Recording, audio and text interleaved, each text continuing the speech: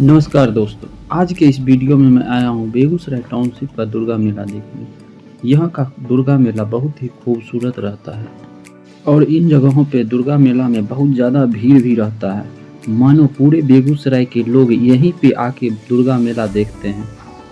आप लोग गेट पे देख के समझ ही सकते हैं अंदर कितना ज़्यादा भीड़ होगा।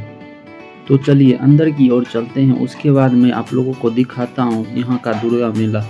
और इन जगहों पर 3 प्रतिमाएं बनाई जाती हैं, एक तो पोखर के पास में, उसके बाद एक और टाउनशिप के अंदर में ही और दूसरा बीएमपी के अंदर में।